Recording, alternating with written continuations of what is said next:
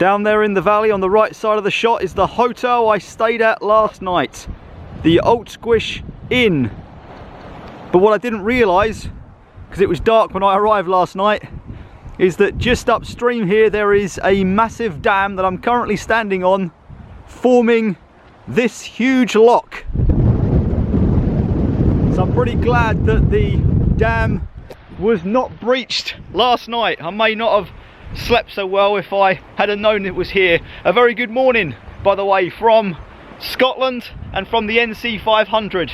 This morning I plan on doing a couple of things. One is Ullapool, one of the largest towns on the west coast of the Highlands, and the other is a natural formation called the Corrieshalloch Gorge, which is just up the road there.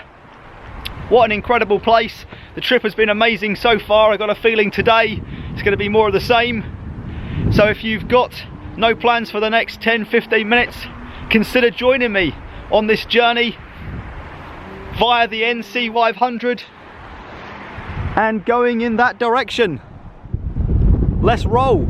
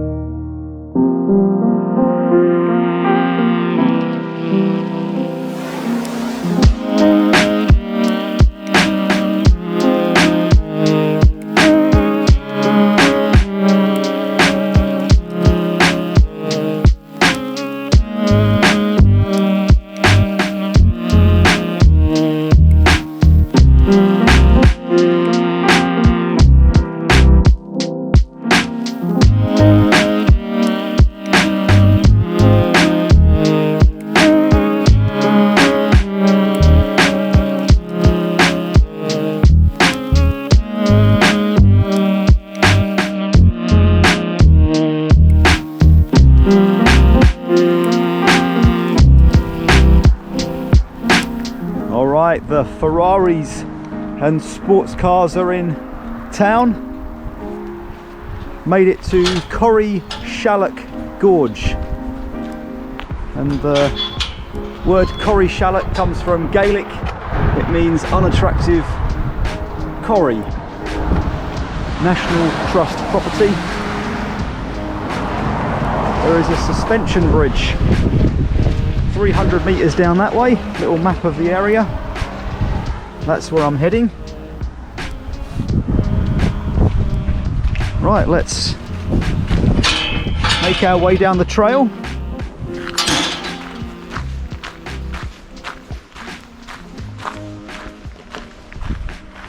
So the gorge here is 1 mile long and it is 60 metres deep, 10 metres wide.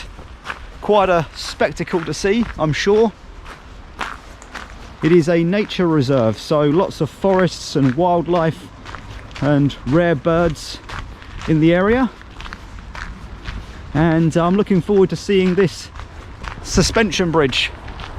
Heard lots about it. Pretty close by. All right, look. It is a Victorian suspension bridge, 6 people maximum, would you believe?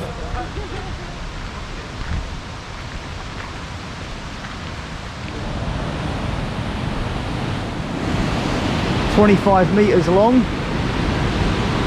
The bridge was closed in about 2010 for some essential repair work. And look at that, that is stunning. There's the gorge down there. Whoa. Oh, and there's the Falls of Measach, forming part of the Drummer River. The 46-metre drop.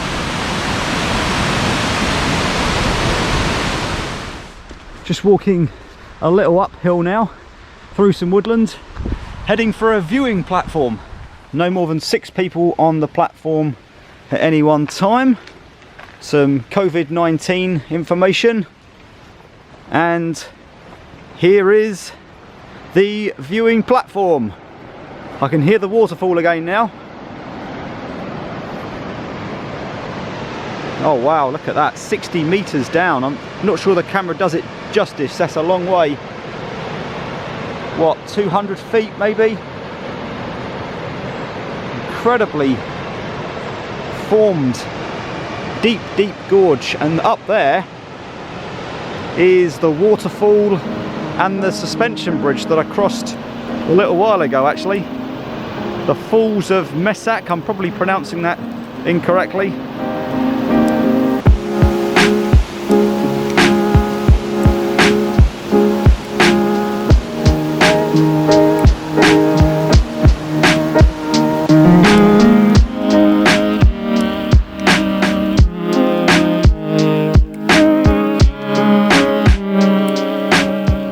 And back across that Victorian suspension bridge. Definitely worth stopping. My next destination is Ullapool.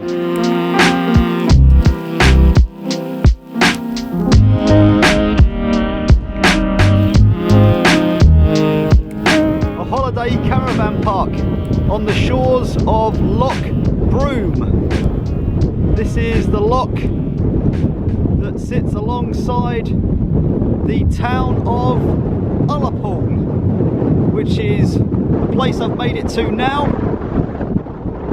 It's pretty windy and cool down here by the loch, but my plan is just to have a wander through town. 1,500 people live here, so it's a fairly sizable place, especially here in the Highlands. So I'm going to do a little bit of exploring and see what I can find. More caravans over there. And I think this is the corner of the loch. So if a loch comes around here, I think I'm going to head round that way towards the harbour. And there is Ullapool. So I started the video somewhere around there, and I'm now somewhere around here. But it only takes maybe 5 minutes to walk along there, so it's pretty small.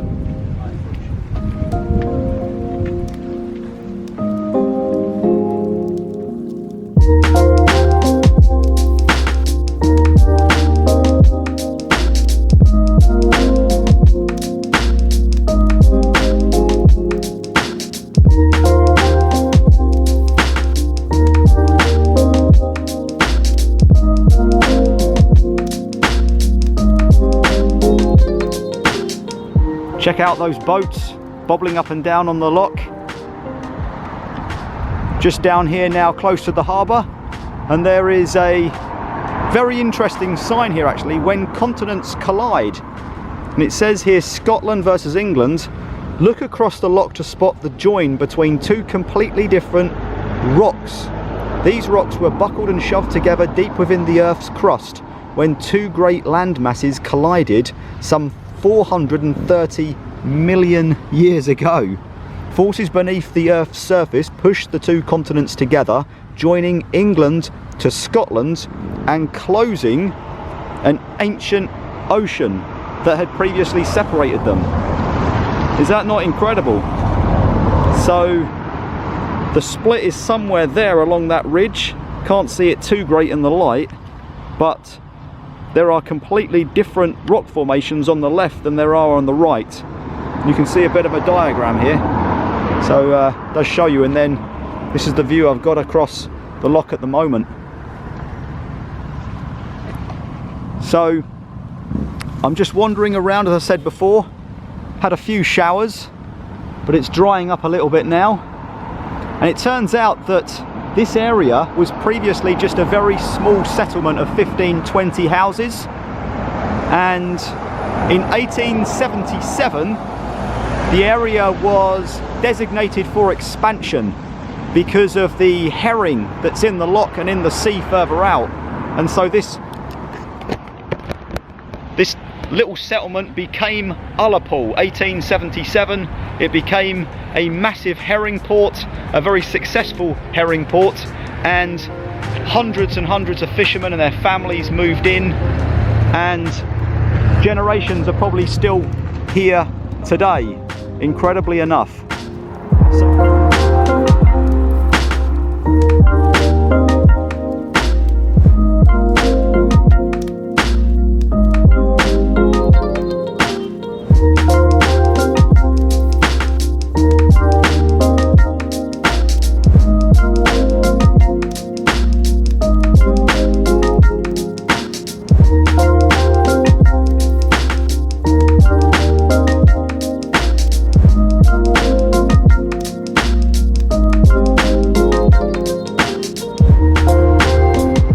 Pretty much all the shops and stores closed for lunch break. You don't see that too much in the UK these days. Right, let's see if I can cross this road. Looks like there is a little kiosk here for some seascape expeditions. Searching for wildlife.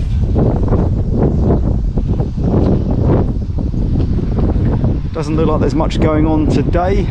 Ullapool ferry terminal, just over there. And little diagram of the harbour area. And I think what happens basically is that there is I think it's over there actually, a lorry park over there. And that's the waiting queue for getting on the ferries as they come. So ferries leave and arrive for places such as Stornoway and I think the Summer Isles as well. So if you want to go to either of those places, this is your ferry port.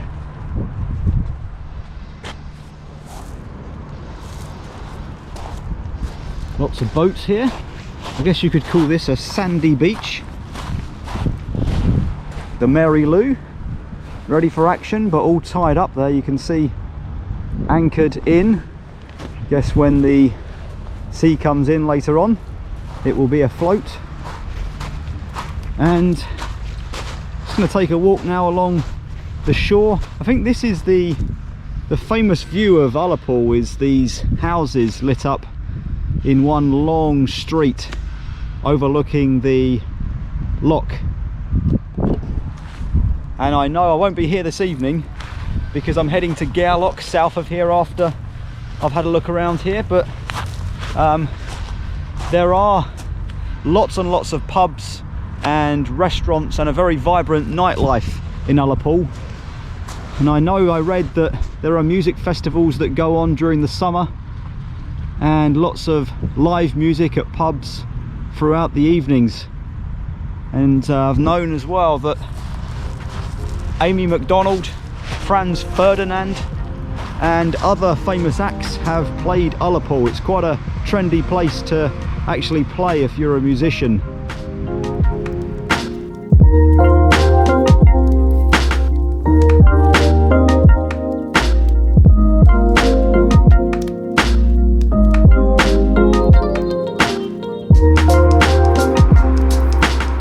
It was rainy and stormy when I arrived.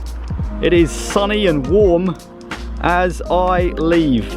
And I've just pulled into a little overlook of Ullapool. I'm about to leave the town behind and head to the next part of my journey here on the NC500 road trip. It has been a great one so far, but I am now heading for Gairloch. If you're interested in seeing the scenery and all the things along the way, then check out my next video. I'm going to call it a day with this one. Thanks very much for watching. Still loads coming from Scotland, so stay tuned. And I'll leave you with this pretty little boat full of flowers and the Ullapool sign. Good afternoon from Scotland.